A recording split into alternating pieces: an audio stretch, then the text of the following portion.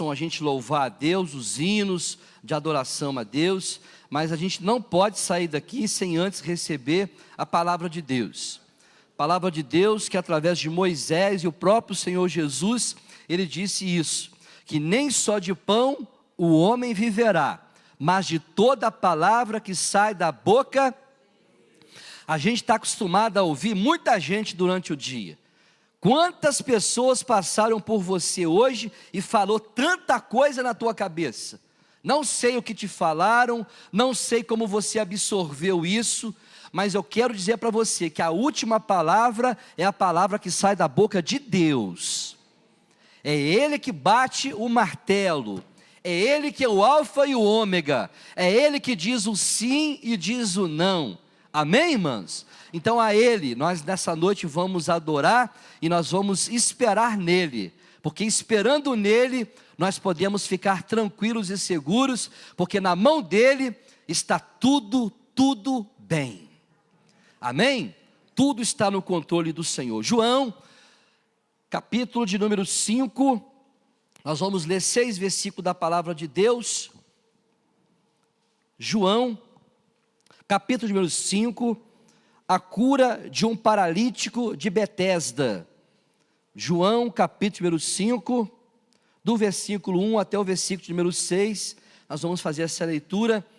Depois nós vamos deixar as Bíblias abertas, nós vamos voltar para esse texto, porque há muita coisa que nós vamos aprender a respeito da cura do paralítico de Betesda. Todos acharam? Depois disso, havia uma festa entre os judeus, e Jesus subiu a Jerusalém. Ora, em Jerusalém há, próximo à porta das ovelhas, um tanque, chamado em hebreu Betesda, o qual tem 5 alpendres. Nestes jazia grande multidão de enfermos, cegos, coxos e paralíticos, esperando o movimento das águas. Porquanto um anjo descia em certo tempo ao tanque e agitava a água, e o primeiro que ali descia, depois do movimento da água, sarava de qualquer enfermidade que tivesse. E estava ali um homem, que havia 38 anos se achava enfermo. Quantos anos ele estava ali? E Jesus, vendo este deitado e sabendo que estava neste estado havia muito tempo, disse-lhe: queres ficar são? Amém? Vamos ficar até o versículo 6, depois nós vamos até o versículo de número 14. Nós vamos orar. Vamos falar com Deus. Uma coisa que a gente sabe fazer é falar com Deus. Pode colocar sua Bíblia sobre o seu banco, põe a tua mão sobre o teu coração, num gesto de fé, e nós vamos orar a Deus. Vamos pedir a Deus que Ele nessa noite possa alcançar a cada um de nós. O culto de sexta-feira, irmãos, é um culto evangelístico, é um culto de cura divina, de libertação, é um culto que nós viemos sim, para buscar a bênção de Deus, a ajuda de Deus. A coisa está difícil para você, está difícil para um ente querido seu, a tua luta tem se tornado tão grande, o teu sofrimento tem se tornado tão grande, mas vamos lembrar das palavras de Jesus no capítulo 11 de Mateus, do verso 26 ao 28, que ele diz: vinde a mim, todos vós que estáis cansados e sobrecarregados, porque eu, Jesus, eu vos aliviarei. Teu fardo está pesado? Jesus vai aliviar esse fardo nessa noite. Eu tenho certeza que é do propósito de Deus trazer calmaria para você, trazer paz para o teu coração, trazer cura se o teu corpo está enfermo, trazer libertação se a tua vida está aflita, se há demônios atuando na tua vida nessa noite, pelo poder do nome de Jesus, você vai sair daqui liberto, curado e abençoado em nome de Jesus. Então ore ao Senhor e apresenta para Ele o teu problema. Pode apresentar a Ele o teu problema, porque Ele perguntou para esse paralítico: o que tu queres que eu te faça? E Ele te pergunta nessa noite: o que tu queres que eu te faça? Jesus está te perguntando nessa noite: o que tu queres que eu te faça? Fala com Ele agora, fala aquilo que está no teu coração, aquilo que nessa noite você veio buscar, porque Ele está pronto para abençoar a sua igreja em nome de Jesus. Pai, nós oramos nesse momento, Pai, nós lemos a Tua palavra, que nos conta esse relato de um paralítico de Betesda, que ao aproximar-se de Ti, o Senhor perguntou para ele: o que Tu queres que eu te faça? E aquele enfermo recebeu naquele momento, recebeu a cura daquela paralisia. Nós estamos aqui nessa noite, meu Deus, te pedindo pelo poder do nome de Jesus, venha alcançar todas as famílias aqui presentes. Há pessoas aqui, ó Deus, que entraram aqui oprimidas, há pessoas que entraram aqui ansiosas, há pessoas que entraram aqui ao ponto de desistir das suas vidas, mas nós estamos diante da Tua palavra, e a Tua palavra é poderosa para nessa noite trazer ao nosso entendimento a revelação que está no Teu coração. Então revela-te a nós nessa noite, trazendo cura para aquele que está enfermo, trazendo libertação para aquele que está oprimido, e trazendo salvação para todos nós aqui nessa noite. Fala conosco, Senhor, e tudo aquilo, meu Pai, tudo aquilo que não provém de Ti, todas as forças contrárias, toda obra do diabo, toda obra maligna que tem se levantado na vida dessas pessoas, nós estamos orando e repreendendo pelo poder do nome de Jesus, que todo mal possa bater longe desse lugar, que a mente de cada um dos Teus filhos seja nesse momento, meu Pai, purificada, preparada para ouvir a Tua palavra, e que através da Sua palavra todos nós possamos ser abençoados. Assim nós oramos, e no nome de Jesus nós já te agradecemos. Amém? Pode ocupar o teu lugar.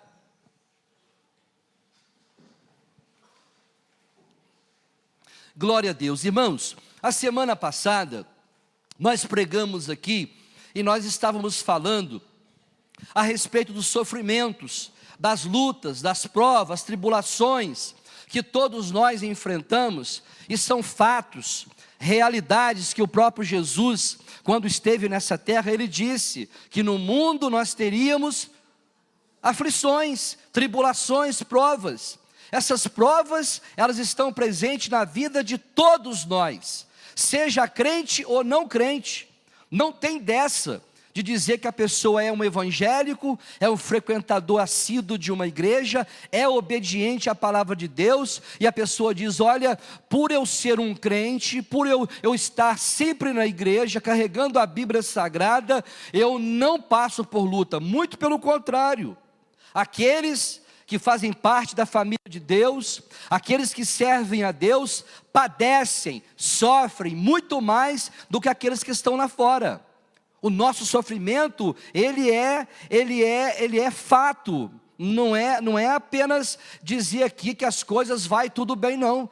Às vezes tem momentos na nossa vida que as coisas não vão tudo bem.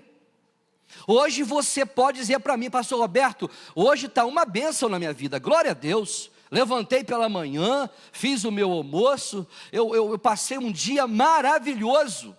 Não recebi nenhuma notícia ruim, ninguém me aborreceu. Oh, que dia maravilhoso!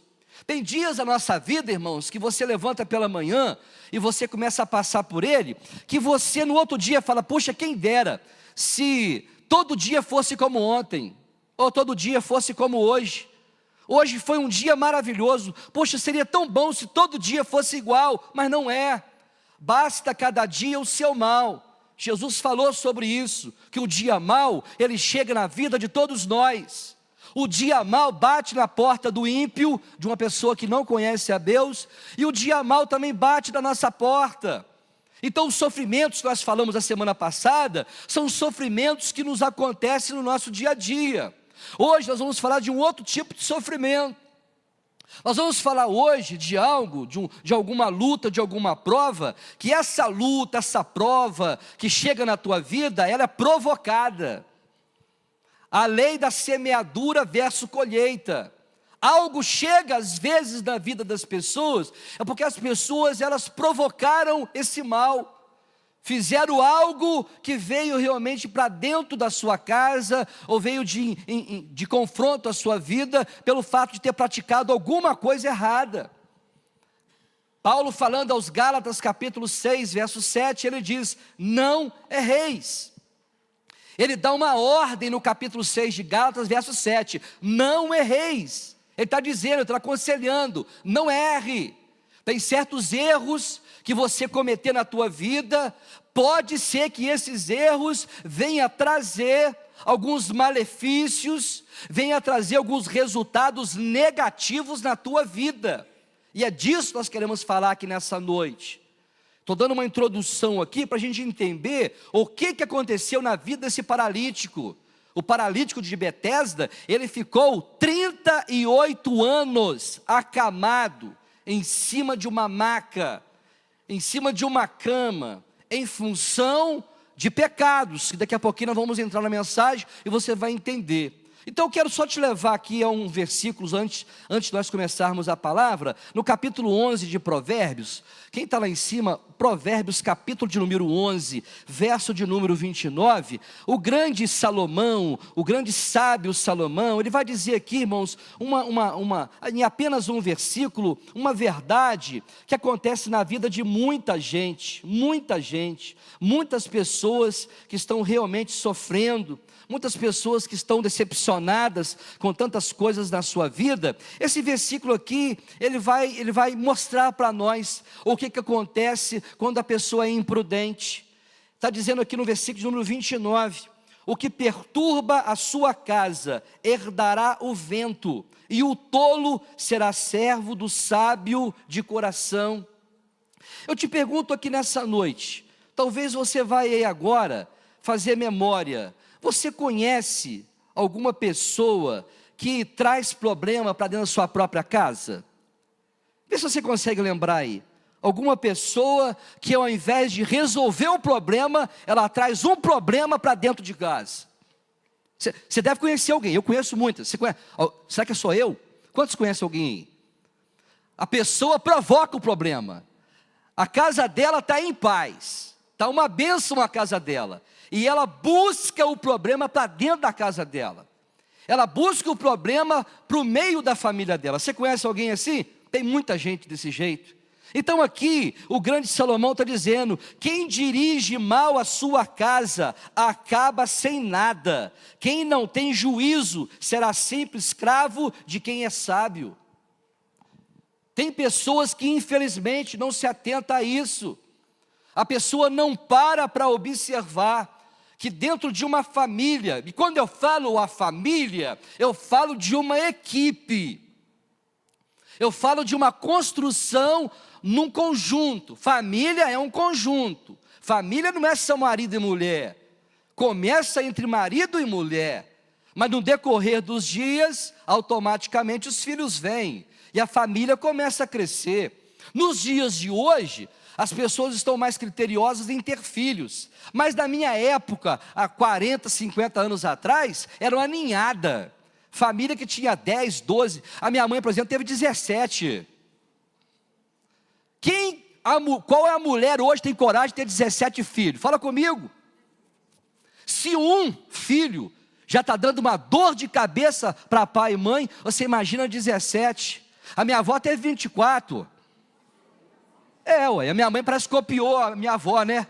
Minha avó teve 24, minha mãe teve 17. Parece que elas queriam competir uma com a outra, vamos ver quem tem mais filho. Era todo ano é mais um, é aquela alinhada. Lá em casa é assim, mas aquela escadinha tem em cima.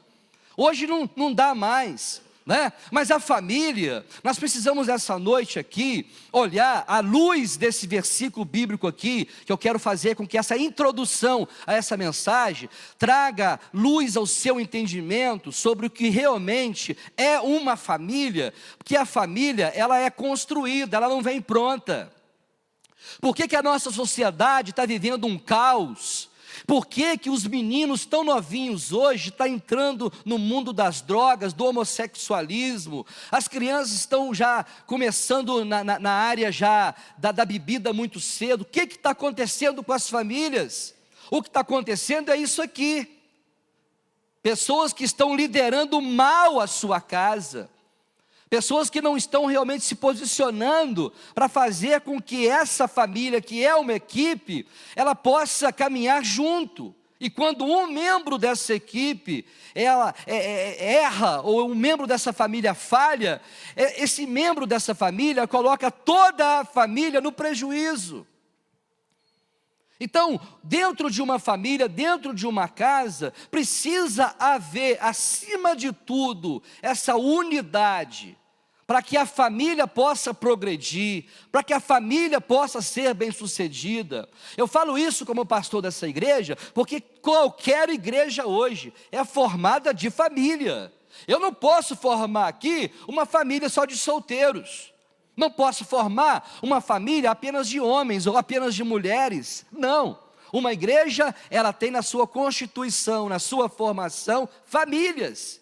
E quando as famílias elas vêm para a igreja, elas também não vêm prontas. Elas vêm com todos os seus problemas. E é fato que quando você chega para o evangelho, com a tua família toda arruinada, teu casamento todo arrebentado, as coisas todas desorganizadas, é necessário que quando você entrar por essas portas, você tenha pelo menos a sensibilidade, a humildade de ouvir o evangelho, a palavra de Deus, a fim de que as coisas que estão erradas na tua casa, na tua família, possam ser corrigidas. E que acima de tudo, você não seja a pessoa que tenha provocado esses problemas dentro da tua casa. Porque essa lei, que é irrevogável, imutável, que o apóstolo Paulo diz em Gálatas capítulo 6, verso 7, é para todo mundo. Todo mundo tem uma semente. Aí ele está dizendo, tudo que o homem semear, fica tranquilo, ele vai ter que colher o que ele está plantando. E quando eu falo de semeadura, eu lembro muito a respeito de palavras. Palavras são sementes que nós lançamos na vida das pessoas que estão à nossa volta todo dia. Nunca pense que uma palavra que você libera da tua boca, ela cai ao chão e não surte nenhum efeito. Palavra é semente.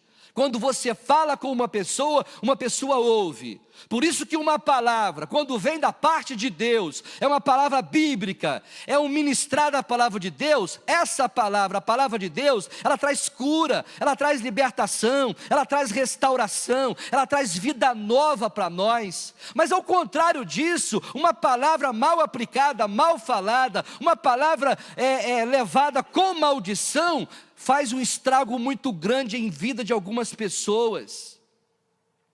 Recorda aí, você que está aqui nessa noite, palavras que foram ditas para você de maneira imprópria, palavras negativas, palavras de maldição, que tiveram um peso na tua infância, palavras que alguém, quando você ainda era tão jovem, ou quem sabe dos teus pais, ou quem sabe de amigos, alguém disse para você, você não vai ser nada na vida, você não vai conseguir nada na vida.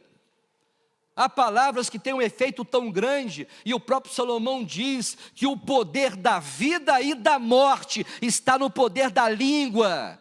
Por isso que nós estamos aqui nessa noite, não para falar de nós mesmos, mas queremos falar daquilo que é a palavra de Deus. A palavra de Deus é remédio para os nossos ossos. A palavra de Deus, ela restaura, ela dá vida. Então, esse Provérbios capítulo 11, 29, está dizendo sobre isso, a respeito de pessoas que infelizmente, talvez por não entender aquilo que realmente vai resultar a sua atitude errada dentro da sua própria casa, a pessoa continua no erro. Quem dirige mal a sua casa vai acabar sem nada, e você tem percebido isso no dia a dia. Quantas pessoas que paralisaram a sua vida, pararam a sua vida, a vida não caminha, já faz 5, 10, 15, talvez 20 anos, mas pararam só por causa de um erro, talvez as bebidas, talvez as drogas, talvez situações que acontecem dentro de um relacionamento conjugal, que paralisa o andamento da família. Toda a família, ela depende um do outro. Marido depende da esposa, esposa depende do marido, filho depende de pai, e os pais dependem também de compreender os seus filhos, porque nunca houve um tempo onde as famílias estão sendo simplesmente destruídas por falta de compreensão dos pais para com os filhos. É muito fácil abrir a porta da frente e mandar um filho ou uma filha sair de casa, porque a gente quer a solução do problema, mas isso não é a solução do problema, porque quando o problema chega, esse problema precisa ser diagnosticado. Quando você vai ao médico e assenta diante dele, ele te pergunta: o que se passa contigo? E você fala com ele onde é o problema que você está enfrentando. Seja um problema na sua cabeça, no coração, nos rins, em qualquer órgão do teu corpo, e o profissional, ele vai então diagnosticar aquele problema. Assim também é dentro da família. Há problemas dentro das famílias que precisam ser solucionados. Nessa noite, essa palavra precisa fazer com que eu e você entendamos que nós não podemos ser a causa do problema. Nós temos que cooperar para a solução do problema. Como estão entendendo isso? Porque há pessoas que dizem assim: olha, o meu marido é o problemático, a minha esposa, ela é a problemática, então eu só vou mudar, alguma coisa vai mudar em mim quando ele mudar. E isso não pode acontecer. Não espere o teu cônjuge, não espere o teu filho, não espere alguém mudar para que você mude. Mude você primeiro. A atitude precisa partir de alguém, e que essa atitude parta de você. Que você na tua casa, você não leve vento para a tua casa. Que você seja um pacificador, que você leve paz para dentro da tua casa, que dentro da tua casa, como na minha, eu tenho certeza que na tua também é assim, que na tua família a paz de Cristo possa estar reinando, porque o nosso Deus é Deus de paz e não é Deus de confusão.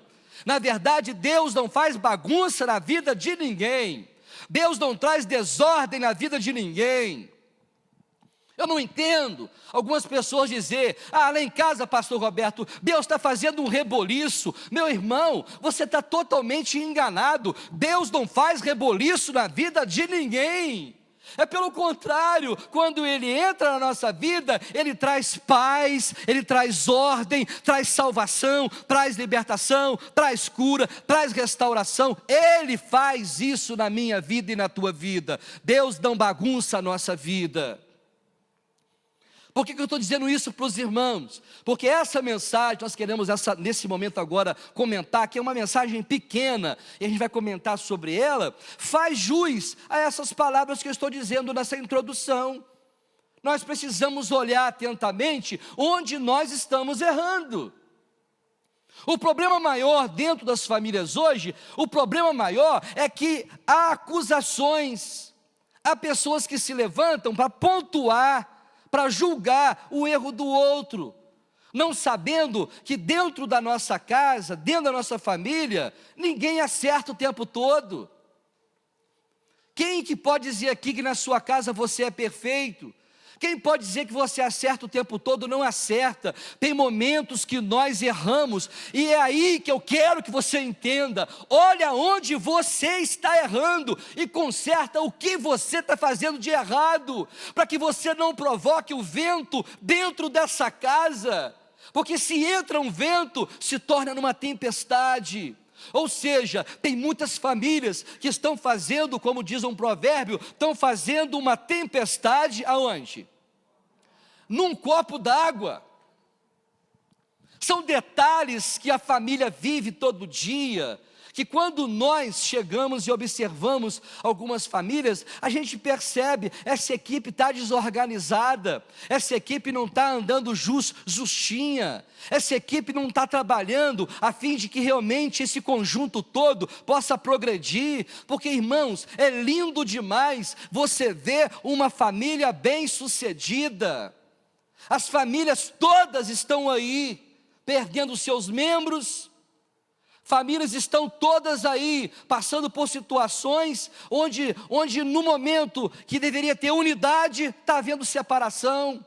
No momento que a pessoa precisa ficar dentro do barco, ainda que esse barco está começando a encher de água, mas não saia do barco.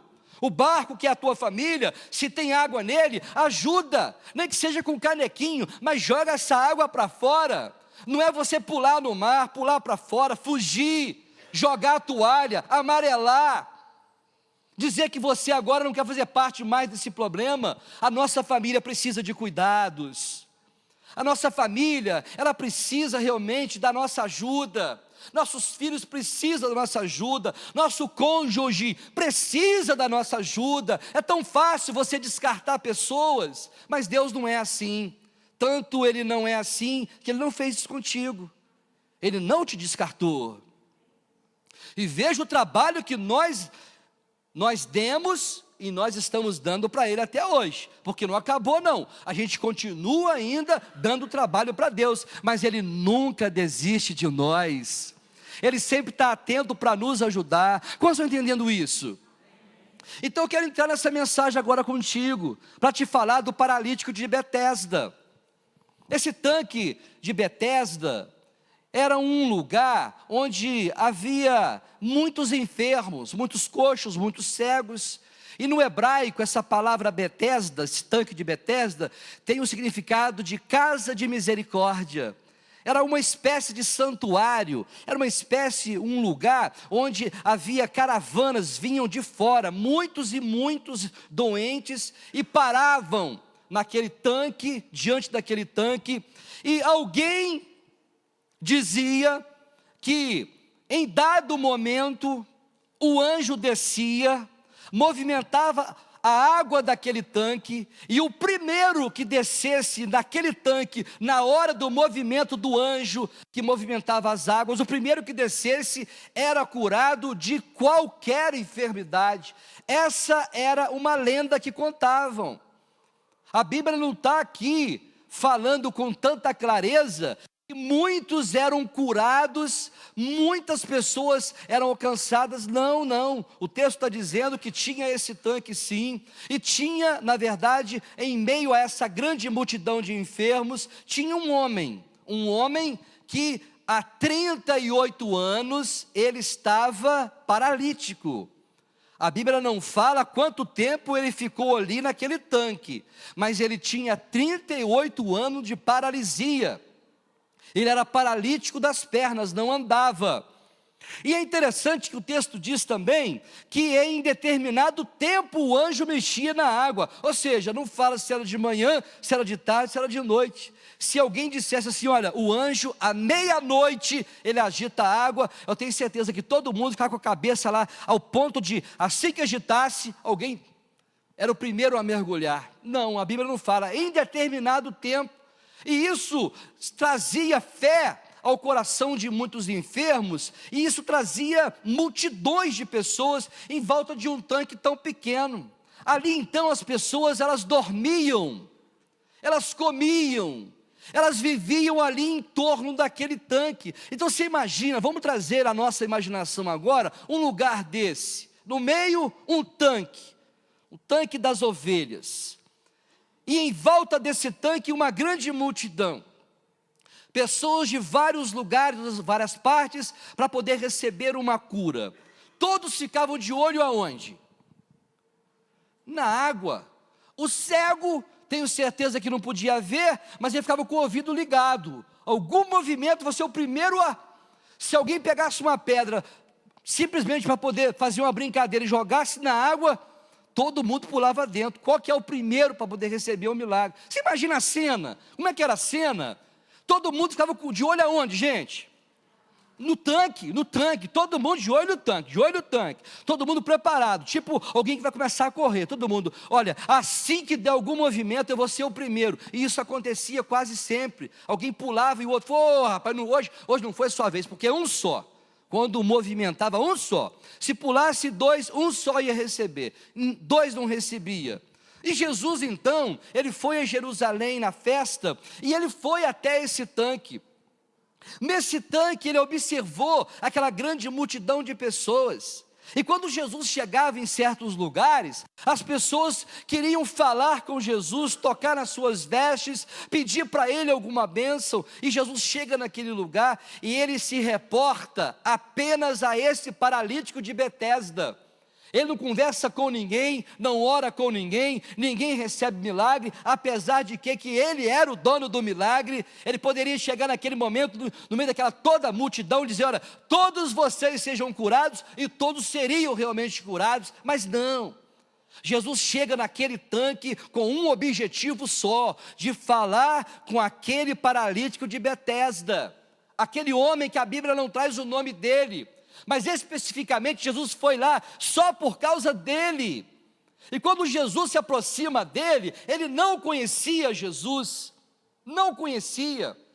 Jesus aproxima-se dele e Jesus pergunta para ele, talvez uma pergunta que não cabe muito, né? Fica meio esquisito, né? Você com câncer e Jesus chega para você e fala: o que tu quer que eu te faça? Você poderia até dizer: mas ele está de brincadeira comigo, porque ele sabe que eu estou com câncer. Jesus sabia que ele estava com a paralisia, mas Jesus pergunta para ele: o que tu queres que eu te faça? E ele responde. Ele responde de tal maneira que ele não sabia quem era Jesus e o poder que Jesus tinha. Quero ler o texto contigo. Vamos lá de novo, lá para João capítulo número 5. Abre comigo a Bíblia de novo, para a gente acompanhar os versículos, para você entender passo a passo o que Jesus faz na vida desse homem. Versículo de número 6.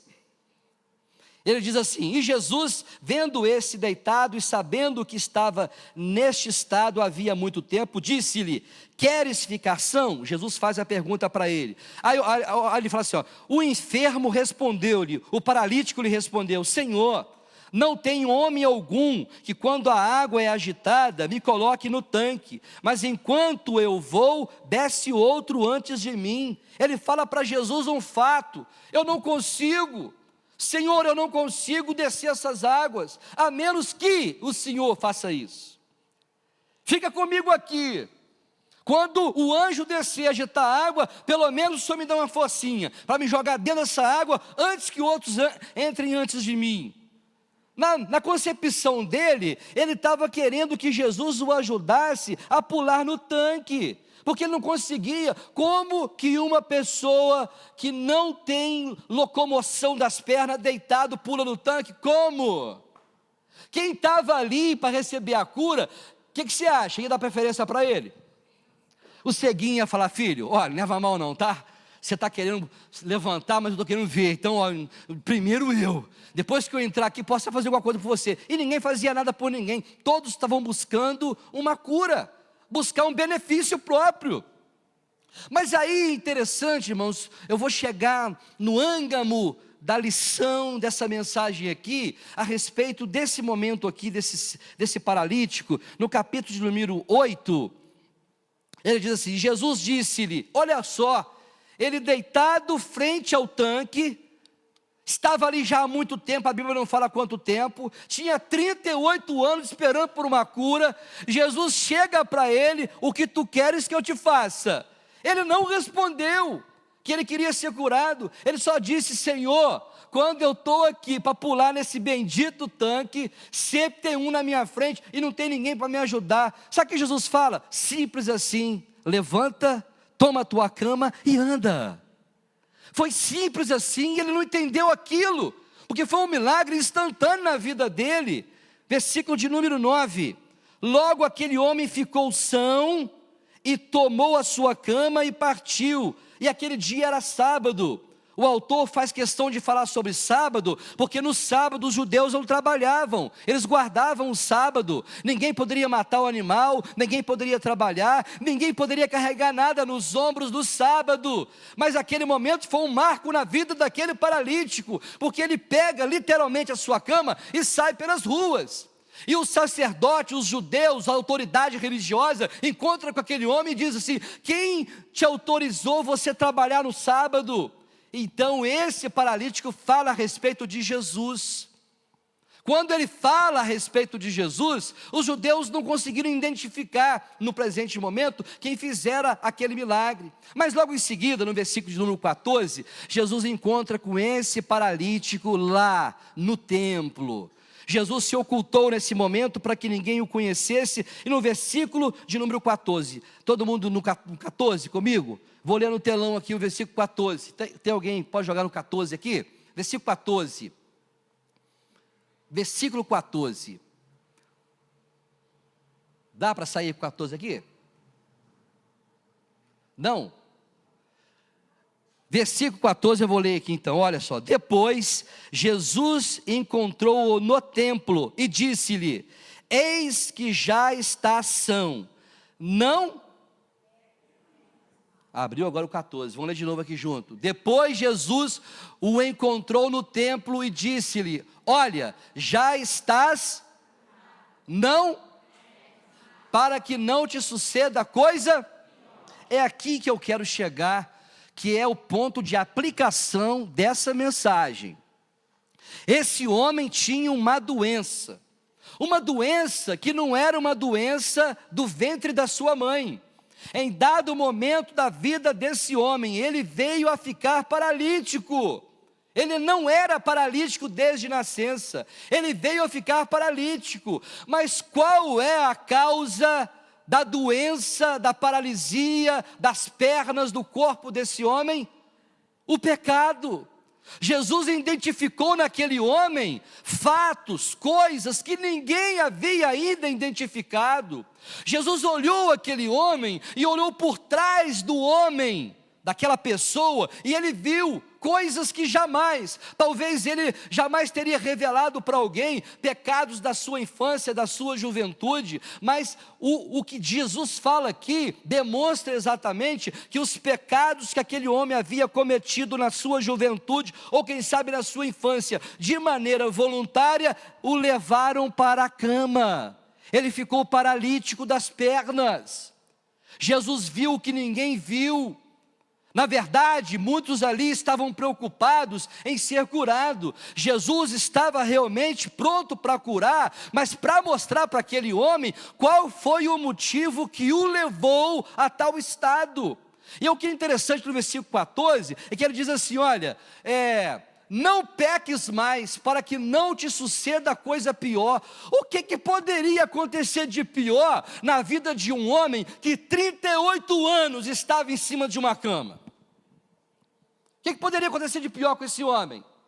Duas coisas: uma enfermidade mais grave do que essa, que poderia levar ele a óbito, e uma coisa mais grave ainda, que através desse pecado que ele continuamente estava praticando, poderia levá-lo para o inferno. Daí a nossa aplicação dessa mensagem nessa noite, para nós entendermos que há situações da nossa vida que precisam ser resolvidas, há erros na nossa vida que nós não podemos dar continuidade a eles. A pessoa precisa parar de errar, parar de vacilar. Por que tanta família está sofrendo? Tem mulher sofrendo aqui nesse meio, tem homem sofrendo, tem pais sofrendo, tem filhos sofrendo, exatamente por uma pessoa, por duas pessoas, ou não sei quantas pessoas, que estão vivendo num erro frequente voluntário. E as pessoas não param para entender isso. A pessoa pensa que aquilo que ela está fazendo não vai trazer resultado, e traz resultado. Uma pessoa dentro de uma família, seja uma família de 4 pessoas, 5 pessoas, 10 pessoas, um elemento só, põe todo mundo de joelho. Todo mundo de joelho, sofrendo. Mas por que está sofrendo tanto assim? Por que uma família toda sofre em função de um membro? Porque essa pessoa decidiu viver por conta própria. É por isso que eu quero chamar a tua atenção aqui nessa noite, que você pode fazer algo, não só de si mesmo, mas em função de alguém que está ao teu lado. Diga para essa pessoa, para de errar, orienta ela, prega para ela, fale para ela, aconselhe ela, porque esse erro vai levar essa pessoa, não só a desgraça total, mas quem sabe no fundo de um inferno. Dizia agora há pouco para alguém, falei, meu irmão, o que está acontecendo contigo? Você precisa levantar a tua cabeça. Pois é, quando eu vejo eu já caí, quando eu vejo eu já bebi, eu já fumei, eu já fiz. Se alguém me aborrecer, eu tomo uma. Aborreceu de novo? Eu tomo mais uma. Se me aborrecer, eu tomo todas. Tem gente que não para pensar que ele não está se autodestruindo.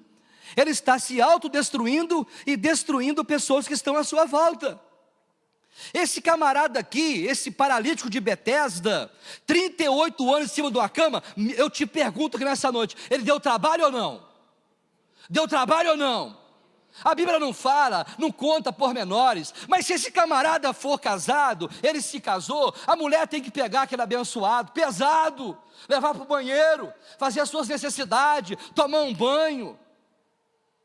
Tudo a pessoa tem que estar fazendo para aquela pessoa. Nada disso precisaria acontecer com aquele paralítico de Betesda, se ele não vivesse em função dos seus próprios erros. Assim também Jesus dá um conselho para ele: não peques mais, para que não te suceda coisa pior.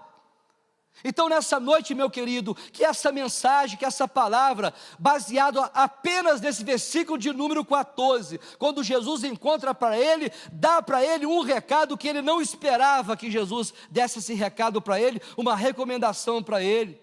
Talvez quando ele chegou perto de Jesus, falou: muito obrigado, Jesus, pela cura. Peraí, filho, não é apenas muito obrigado não, ouça o que eu vou te falar. Você sofreu 38 anos em cima dessa cama. Quantas pessoas compadeceram de você? Quanto sofrimento, não só pessoas passaram, mas como você também sofreu. Porque, irmãos, ficar numa cama deitado é triste demais. É ou não, Aurélio? Hein? É muito ruim ficar. Quem já ficou 10 dias em cima de uma cama acamado? Gente, é bom? Não é? Dói de cá, dói de lá, você fica de barriga, fica de bruço, fica em pé, fica sentado, mas você tem que ficar deitado, você não pode se locomover, é triste demais. Por que isso é triste demais, meus irmãos? Porque o homem não foi construído, criado por Deus para viver em cima de uma cama. O homem não foi feito por Deus para viver debaixo do cativeiro de Satanás. Quem se coloca debaixo desse cativeiro é o próprio homem. Então Jesus dá uma ordem para ele e diz: olha, pode acontecer coisa pior contigo. E nessa noite, a palavra que eu tenho nessa noite para os irmãos, ouça o que o Espírito Santo diz para você. Ainda que você esteja muito tranquilo, ou que há pessoas na tua casa que esteja tranquilo, em função daquilo que estão fazendo, saiba de uma coisa: a coisa pode piorar, não vai melhorar, até o momento que a pessoa, acontecer isso que Jesus fez com esse camarada, ele curou ele de uma paralisia, mas havia uma paralisia interior, havia um câncer interior. O pecado, ele é um câncer. O pecado consome a pessoa, o pecado escraviza uma pessoa, e não há chance nenhuma para ninguém sair do pecado, senão através da libertação do poder do Senhor Jesus Cristo, porque Ele veio para libertar os cativos, os oprimidos. Essa é a missão maior que Jesus tem. Abre a tua Bíblia em Isaías, no capítulo de número 66, nós vamos ler aqui, a fim de que o profeta messiânico, ele traga ao nosso entendimento aquilo que Jesus, capítulo 61, versículo número 1, apenas o versículo número 1 de capítulo 61 de Isaías. Olha só, irmãos, que coisa maravilhosa que o Senhor Jesus, Ele veio fazer na vida das pessoas. Essa é a missão maior que Ele faz na minha, Ele faz na tua vida todo dia, embora a gente não veja. Mas olha aí, a salvação que é proclamada através do profeta Isaías no capítulo 61, achou? Eu vou ler aqui com vocês aqui 61, o Espírito do Senhor Jeová está sobre mim. Ele está falando sobre Jesus Cristo. Porque o Senhor me ungiu para pregar boas novas aos mansos, enviou-me a restaurar os contritos de coração, a proclamar liberdade aos cativos e a abertura de prisão aos presos. Essa é a missão que Jesus ele veio fazer na vida de todas as pessoas. E Ele está aqui nessa noite para fazer isso na minha vida e na tua vida. Não há nenhum pecado que não seja perdoado pelo Senhor Jesus Cristo. Só há um pecado que a Bíblia registra, e Ele fala sobre a blasfêmia do Espírito Santo. Esse pecado não tem perdão, nem aqui e nem no porvir. Mas eu tenho certeza que nenhum de vocês nessa noite pecaram contra o Espírito Santo, porque aquele que peca contra o Espírito Santo, ele não resiste, ele não aceita ouvir a palavra de Deus. Mas se você ouve a palavra de Deus, você é de Deus. E se você está entendendo o mal que esse pecado, durante 38 anos, fez na vida desse paralítico de Betesda, você também vai entender que se há algum pecado na tua vida, que está contigo já há tanto tempo, nessa noite é tempo e é momento de libertação. Eu não consigo entender como uma pessoa pode entrar dentro da igreja e a pessoa não entender o propósito de Deus na vida dela. Quando você não nasceu fumando, você não nasceu bebendo, você não nasceu prostituindo, você não nasceu adulterando, você não nasceu fornicando, você nasceu saudável do ventre da tua mãe. Ao decorrer dos anos, você aprendeu coisas erradas, nocivas à tua própria saúde. Quando falamos sobre a bebida, eu estou te falando algo que a medicina já comprovou, que a maioria dos cânceres no estômago, nos rins, no esôfago, é proveniente da bebida. Aí você vai no Ascôncia, você vai no 9 de julho, você chega diante da pessoa, e a pessoa diz: pastor, pelo amor de Deus, ora por mim, porque eu estou sofrendo com esse câncer aqui, eu bebi há 40, há 50 anos, e o médico disse para mim que não tem jeito mais, e não tem mesmo não. Por que a pessoa está nesse estado? Porque a pessoa, ao longo da vida dela, não parou de errar. Pelo amor de Deus, entenda o que eu te falo aqui nessa noite. Para de errar, para de pecar, para de provocar algum mal para você mesmo. Porque quando nós liberamos uma palavra aqui para a igreja, é para você entender que o nosso Deus, Ele quer o melhor para nós. Deus não deseja o teu sofrimento, meu irmão. Eu queria que a igreja fosse no Ascôncia, no 9 de julho, vai lá. Eu não gosto de hospital, mas vai. Vai um dia, tampa o nariz, põe uma máscara, não sei, mas vai de leito em leito, chega lá e começa a cutucar e perguntar ao enfermo: e aí, como é que está o senhor? Estou mal, minha vida está demais, eu estou pedindo a Deus para me levar, porque eu não estou aguentando de tanto sofrimento. E a pessoa vai te falar: 50 anos bebendo, 30 anos fumando, pessoas que viveram a vida toda errando, e chega um momento que a pessoa fala: Deus não existe. Deus existe, tanto Ele existe e tanto é poderoso, que Ele usa a minha boca, como tantos pastores que passam por aqui, para pregar uma palavra para você. Vinde a mim, você que está cansado, sobrecarregado, humilhado, rejeitado, injuriado, vem a mim, porque eu tenho coisa nova para você, tem vida nova para você, tem libertação para você. Não pensa que Deus olha de cima e Ele fica de camarote olhando o teu sofrimento, não. Ele se compadece de nós, mas nós temos que fazer alguma coisa, irmãos. Deus, Ele não faz nada sozinho. Tem pessoas que falam assim: mas por que Deus não liberta fulano? Por que Jesus não faz alguma coisa? Ou Ele quer fazer. Só tem um detalhe: eis que estou à porta e bato. Ele está de fora batendo. Quem tem a chave? Eu e você. Irmãos, Ele não tem a chave. A chave que eu digo para você é a chave do livre-arbítrio. Deus não é assim, Ele não é invasivo. Deus não impõe a você. Deus não coloca Ele dentro de você de goela abaixo, não, ou de conta-gota, não. Ele está do lado de fora batendo e dizendo para você: eu quero entrar na tua vida, eu quero mostrar para você um caminho novo, eu quero fazer algo na tua vida, mas eu preciso que você abra esse coração e deixe eu entrar dentro dele, para mudar a tua vida, mudar a circunstância. Ainda dá tempo, irmãos. Tem gente que fala comigo assim: pastor, eu fumei 20 anos, glória a Deus, eu me converti. E olha, eu digo para o senhor uma coisa: graças a Deus meu pulmão está limpinho. Ah, Jesus maravilhoso, hein?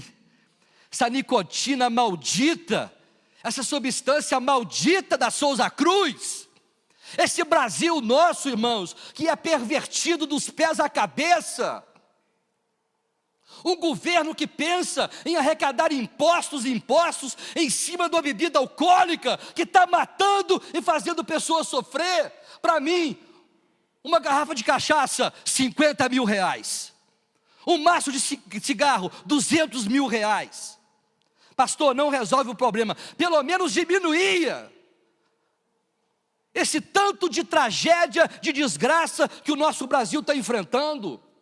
Olha os morros como é que estão de drogas, os nossos adolescentes morrendo, toda a família sofrendo. Só há um que pode fazer alguma coisa, o nome dele é Jesus Cristo. Esse que fez na tua vida e pode fazer na vida de outros que estão lá fora. Por isso que a igreja, aqui sim, é casa de misericórdia. Esse tanque era chamado casa de misericórdia, porque as pessoas vinham até ele para receber algo. Mas nessa noite, o tanque de Betesda é a igreja, é o lugar onde você recebe uma palavra como essa, ainda que você não goste daquilo que você está ouvindo, porque nem todo remédio é doce. Assim também é a palavra de Deus. Não tenta adocicar ela e achar que essa palavra sempre quando for pregada, ela será boa aos nossos ouvidos. A palavra de Deus, o evangelho do Senhor Jesus Cristo, ele é o poder de Deus que confronta não só o reino das trevas, mas também as nossas atitudes erradas. A Bíblia nunca vai ser omissa, nunca vai deixar de falar para você aquilo que você está fazendo de forma errada. Mas por que ela pontua o erro para nós? Para evitar duas coisas. Primeiro, para que não aconteça coisa pior. E segundo, para que o homem não vá para o inferno. Irmãos, a pessoa só vai para o inferno se quiser. Jesus não leva ninguém para o inferno, Deus não leva ninguém para o inferno. Ainda que alguém fale assim, pastor Roberto, isso é coisa de igreja evangélica, porque inferno não existe. Meu irmão, Jesus falou mais do inferno do que os céus. Os céus é uma realidade, assim como o inferno também é uma realidade, é um fato. E nós como pregadores precisamos continuar pregando e falando dessa mensagem aqui, do jeito que ela é. E Jesus essa noite te pergunta, o que tu queres que eu te faça? Eu quero que nessa noite você peça para Ele, Senhor, perdoa os meus pecados. Perdoa os meus pecados. Não precisa me dar um trabalho novo, não precisa me dar um carro novo, não precisa me dar uma casa nova, não precisa me prosperar não. Faça uma coisa só nessa noite, Jesus, perdoa o meu pecado. Aquele paralítico naquele momento, quando Jesus pergunta para ele, o que era mais importante? Ser perdoado dos pecados ou ele andar? No ponto de vista dele era o quê? Era andar, porque ele queria andar, mas não sabendo qual foi a causa que levou ele a não andar, que foi o pecado. Se você vive em função dos pecados, uma vida amarrada, atribulada, uma vida que você na verdade não consegue ser feliz dentro dela, tem alguma coisa errada na tua vida, e muita gente quer atribuir isso ao diabo. É o diabo, pastor, é o diabo, e a gente ora para expulsar o demônio não manifesta. Sabe por quê? Porque não é o diabo, é a própria pessoa que está vivendo em função dos seus próprios erros. Não quero dizer aqui, meus irmãos, e a gente precisa entender muito de teologia e muito de interpretação bíblica, não quero trazer aqui para vocês que toda doença é oriunda do pecado, não. Há doenças que o corpo, ele vai gerar algumas enfermidades. Tem enfermidade que ao longo do tempo vai aparecer no teu corpo. Nesse caso aqui, a doença desse homem era o pecado. No capítulo 9, vai lá para o capítulo 9 de João, Jesus também, ele vai falar a respeito da cura de um cego de nascença. E alguém faz a primeira pergunta para Jesus, Jesus, quem é que pecou? Foi ele ou o pai dele? Quem que pecou? Não, nem o pai, nem o filho pecou. O que está acontecendo com ele é para que se manifeste nele o meu poder para a glória do Senhor, amém, irmãos? Então tem que entender bem isso aí. Talvez você está passando por uma situação complicada, não tem nada a ver com o teu pecado, mas há aqueles que ainda estão assegurando o pecado como um bichinho de estimação. Nessa noite resolva esse problema, porque senão você vai sofrer e vai pôr muita gente a sofrer junto. Quantos estão entendendo isso?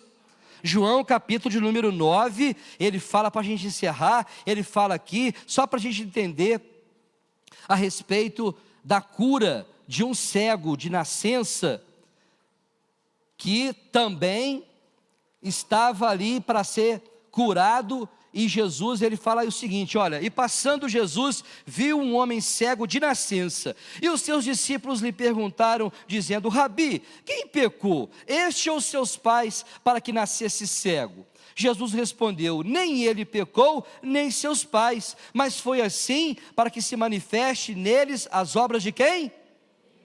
As obras de Deus. Então eu espero que vocês tenham entendido essa palavra nessa noite, e se há algum pecado nessa noite, vamos fazer isso agora nesse momento? Vamos falar com ele, Jesus, olha, a coisa não está acontecendo, não está fluindo, não está vingando, minha vida está parada, e aí alguém pode até culpar o diabo, isso é um tranca-rua do inferno, isso é a vizinha que pegou a minha meia, meu lenço, minha calça, meu calção, levou lá para macumba para poder amarrar a minha vida, meu irmão. Na minha vida e sobre a tua vida não vale mais encantamento. O diabo sabe que ele não pode tocar em nenhum fio do teu cabelo, não pode, porque sobre a minha vida e sobre a tua vida, ele sabe, e muitas vezes nós não sabemos. Sobre a nossa vida existe a marca do sangue de Cristo Jesus. Quando o diabo chega e fala, contigo eu não posso, não é porque você tem uma plantazinha na tua casa que chama comigo ninguém pode. Ele sabe que não pode contigo, porque aquele que está contigo é maior do que aquele que atua no mundo. Ele sabe que contigo ele é limitado, ele não pode muita coisa. A gente não sabe disso, e a gente fica dando uns vacilos de vez em quando, fica dando esse escorregão o tempo todo. Para de vacilar. Como estão entendendo essa palavra? Para de vacilar, para de ser vacilão. Você já ouviu inúmeras vezes, o que você está fazendo, você está provocando um mal para você, um mal para a tua família, e você não vai conseguir prosperar aí. Eu quero continuar, até o momento do médico chegar e bater o martelo e dizer assim, olha o que o médico fala, olha, seu José, o diagnóstico é o seguinte, o senhor tem só apenas 40 dias de vida. A partir de hoje, o senhor não pode mais beber, não pode mais fumar. O senhor está agora com uma restrição agora rigorosa. Eu faço tudo que o senhor quiser, tudo. Eu paro de beber, eu paro de fumar, eu passo para tudo. Mas fala que eu vou viver. Não vai viver. O senhor vai morrer. Aí a ficha cai. Aí a pessoa para e ela pensa, a besteira que eu fiz na vida. Então antes que você chegue em cima de uma cama, como esse paralítico de Betesda, ele para diante daquele que conhece o profundo e o oculto. Ele conhece a minha vida e a tua vida. Irmãos, dá ou não dá para resolver esse problema? Por que você vai dizer que você vai viver a vida toda em função de ser escravo da droga, do cigarro, da bebida, do homossexualismo? Jesus cura o homossexualismo. Jesus cura aquele que está enfermo, Jesus cura aquele que bebe, aquele que fuma. Não tem nada que Jesus não faça aqui nessa noite, porque Ele vai te perguntar aqui agora, se coloque de pé, o que tu queres que eu te faça? Tem alguma coisa que Ele pode fazer para você nessa noite? Nossa, que amém fraco, essa igreja está... Tem alguma coisa que Ele possa fazer na tua vida nessa noite? Amém. Então peça, abençoado. Não fica aí não, será? Já perdi as esperanças, já nem acredito mais quem eu sou. Alguém fala que eu chamo José, mas eu estou achando que eu sou um zero à esquerda. Abençoado, levanta a tua autoestima, levanta a tua cabeça, olha para cima e saiba que existe um Deus forte e poderoso, um Deus que governa céus, terra, mar e até o inferno se recua e inclina diante do seu poder. Vamos tomar posse nessa noite, meu irmão. Nós estamos acostumados a apanhar o tempo todo, mas tem uma hora que você tem que parar de apanhar, meu querido, e não começar a bater não, a começar a se proteger. Não precisa bater não, mas pelo menos se proteja. Quem bate esquece, quem apanha lembra. Você está apanhando demais dessa vida, você lembra muito de onde você saiu, mas lembra de uma coisa, você não está lá mais, você está agora liberto, você está agora abençoado por Deus, você está agora no lugar que quando o diabo chega aqui, é ele que tem que sair, porque aqui não permanece duas autoridades, a autoridade de Jesus é maior nesse lugar. Então quando ele chega aqui, ele chega para ficar de joelho e para dizer: eu não suporto mais ficar na vida dele, porque esse que está me mandando sair, eu tenho que obedecer. Quero orar pela tua vida nessa noite. Eu quero que você entenda essa palavra nessa noite, uma palavra de confronto, não é uma palavra de consolo, uma palavra que revela para nós que aquilo, se caso nós estamos fazendo de forma errada, nós precisamos parar de fazer o que está errado, para que a gente venha prosperar, porque aquele que encobre as suas iniquidades, nunca prosperará, mas aqueles que as confessa e deixa, alcançará misericórdia. A misericórdia de Deus essa noite vai te alcançar. O que ele tinha que fazer, ele fez um alto daquele madeiro, ele morreu pelos perdão dos nossos pecados, e ele está aqui mais uma vez dizendo para você, essa é a pergunta, irmãos, e você vai ter que responder essa pergunta, porque você não pode sair sem uma resposta. Jesus, ele está dizendo para você, o que tu queres que eu te faça? Se tem alguma coisa que você quer que ele faça, não tenha vergonha, meu querido, porque ele vai fazer na tua vida nessa noite. Eu profetizo sobre a tua vida em nome de Jesus, que sobre a tua vida não vale mais maldição. Deixa essa vida de passado, deixa essa vida de vergonha, deixa esses pecados agora e se volte para o Senhor, que é poderoso para restaurar, não só a tua vida, mas restaurar o teu casamento, restaurar a tua família, abençoar a tua casa. Põe a tua mão sobre o teu coração, nós vamos orar nesse momento, é uma oração individual agora. Eu acredito que naquele momento, quando Jesus perguntou para aquele homem, e aquele homem não sabia quem era Jesus, no momento ele pensou que Jesus ia jogar ele dentro do tanque, ele não fazia ideia de que Jesus estava ali, para colocá-lo de pé, e dizer para ele, vai e não peques mais. E Jesus essa noite está te pondo de pé, diante de toda essa situação que você está vivendo, e está dizendo, vai e não peques mais, não vacile mais, para que não te aconteça coisa pior do que tem acontecido contigo. Meu Deus, em nome de Jesus, nós pregamos a Tua palavra aqui nessa noite, meu Pai.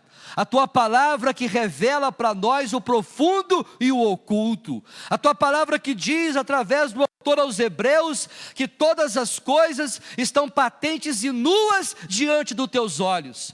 O Senhor conhece o coração de cada uma dessas pessoas, o Senhor conhece o interior de cada uma delas, e o Senhor é poderoso para apagar todas as iniquidades, todos os pecados que até agora têm acorrentado essas pessoas que estão lutando com suas forças carnais para sair dessa opressão, dessa depressão, desse mundo de pecado, mas não vão conseguir, pois o Senhor disseste aos teus discípulos, sem mim nada podeis fazer, e é por isso que essa igreja está te pedindo agora, Senhor, faz nessa noite uma obra na nossa vida, na nossa família, no nosso casamento. Oh Senhor, vai operando agora o milagre da libertação. Tem pessoas aqui que estão debaixo do cativeiro das drogas, do homossexualismo, do lesbianismo, da prostituição, do adultério, da fornicação, das bebidas, das drogas. Oh Senhor, vai agora operando o milagre da libertação, vai passeando agora, Jesus, no meio dessa igreja, e toda obra do diabo seja dissipado, toda resistência nessa noite seja quebrada pelo poder do nome de Jesus, que a tua igreja nessa noite seja restaurada, seja curada, que o teu povo seja alcançado pelo teu favor. Nós queremos te pedir, entra na nossa casa, entra na nossa família, entra no nosso coração, tira de dentro de nós, meu Pai, tudo que não presta, todo pecado oculto, todo pecado que tem tirado as nossas forças de continuar caminhando na Tua presença. Meu Deus, traz refrigério para cada um dos Teus filhos nessa noite. Nós cremos no sobrenatural, nós cremos nos milagres, Senhor. A Tua palavra diz que o Senhor é o mesmo ontem, o Senhor é o mesmo hoje, e o Senhor vai continuar sendo o mesmo eternamente. Em nome de Jesus, Pai, eu te peço que todos que estão aqui nessa noite sejam perdoados dos seus pecados, restaurados, Senhor, que toda maldição hereditária, toda palavra frívola que foi dito para essas pessoas, nós quebramos todo o encantamento, toda maldição no mundo espiritual e declaramos agora todo esse povo abençoado. É o que nós te pedimos, ó Pai, e no nome de Jesus nós já te agradecemos. Amém? Amém? Amém. Diga glória ao Pai, glória ao Filho e glória ao Espírito Santo. Olha, você vai dar testemunho dessa palavra dessa noite. Você vai dar testemunho desse milagre nessa noite. Irmãos, às vezes a gente ora na igreja, ora na igreja, mas a gente ora com aquela coisa assim, né? Ô Senhor, será? Ele já está operando o milagre lá em cima. E quando chega a gente fala, meu Deus, mas não é que aconteceu. É assim que Deus faz. Porque se Ele depender, irmãos, da nossa fé, olha, a coisa não vai acontecer. Mas a palavra dEle é poderosa nessa noite, para renovar a nossa fé, renovar nossas esperanças e nos dar uma esperança de amanhã ser melhor do que hoje. Amém? Que o Senhor tenha abençoado a tua vida. Nós vamos orar aqui à frente daqui a pouquinho, pela sua vida, pela sua família. Há pessoas, por exemplo, que vêm na igreja, eu até digo para os visitantes, você, meu amado visitante que veio aqui, quem sabe você veio aqui e você não está bem, você ouviu a palavra de Deus, mas é necessário que a gente ore por você, porque pode acontecer que esteja acontecendo algo na tua vida, que você não dá conta disso, e não dá mesmo não, irmãos.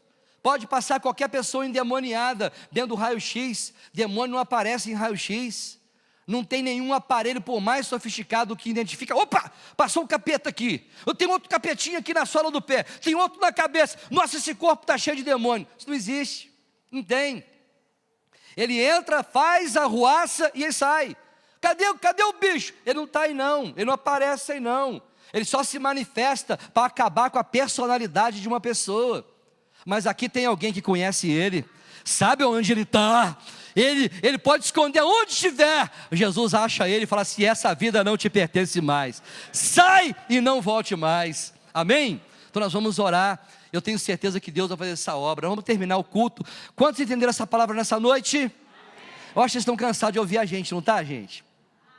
Tem hora que dá uma canseira ouvir pastor pregar, porque a gente fica aqui de cima olhando para cada rosto, cada um de vocês, a gente fica pensando, meu Deus, fala com essa vida, Senhor. Ô Senhor, muda o curso dela, muda a sorte dela. Irmãos, essa é a nossa oração, é o nosso desejo. E é o desejo de Deus, que ninguém se perca, mas que todos sejam salvos. Ainda que você esteja resistindo, Ele não desiste de você. Amém, irmãos?